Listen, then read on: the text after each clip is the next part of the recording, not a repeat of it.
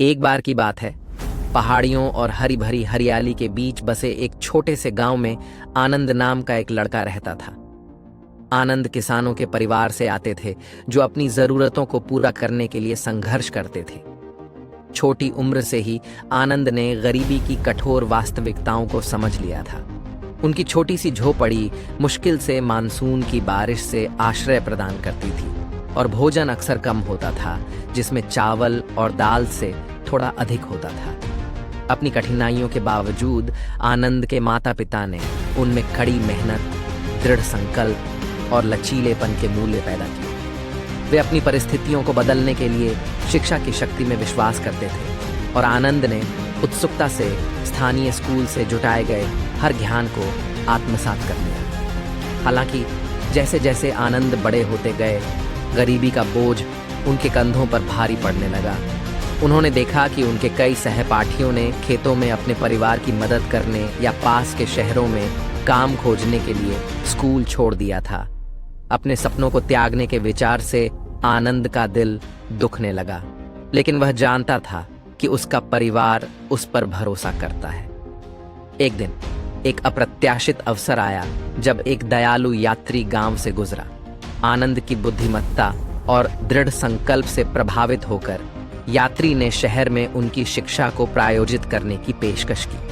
आनंद के माता पिता पहले तो झिझक रहे थे। शहर की भागदौड़ भरी जिंदगी में अपने बेटे को खोने के बारे में चिंतित थे, लेकिन वे जानते थे कि यह एक मौका था जिसे वे गंवाना नहीं चाहते। भारी दिल और आंखों में आंसू के साथ आनंद ने अपने परिवार को अलविदा कहा और शहर की यात्रा पर निकल पड़े।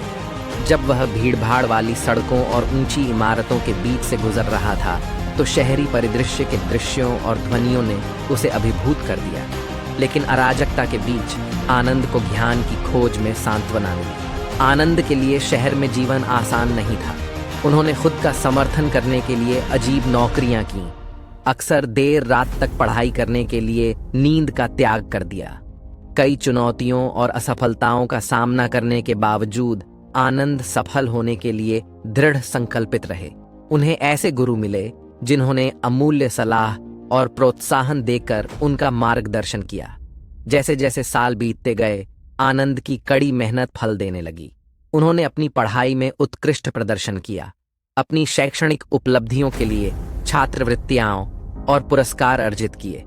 लेकिन इससे भी महत्वपूर्ण बात यह है कि वह अपनी जड़ों या अपने परिवार द्वारा उनके लिए किए गए बलिदानों को कभी नहीं भूले।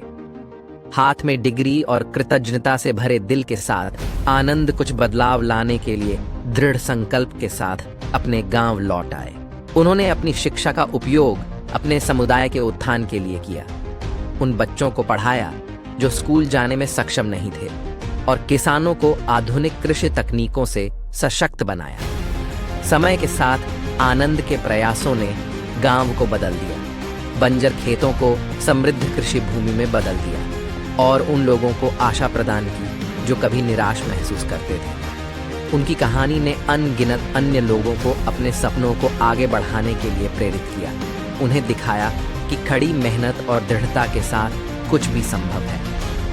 आज आनंद का गांव लचीलापन और दृढ़ संकल्प की शक्ति के प्रमाण के रूप में खड़ा है और भले ही उन्होंने एक गरीब लड़के के रूप में अपनी यात्रा केवल एक सपने के साथ शुरू की हो, आनंद की विरासत आने वाली पीढ़ियों को प्रेरित करती रहेगी।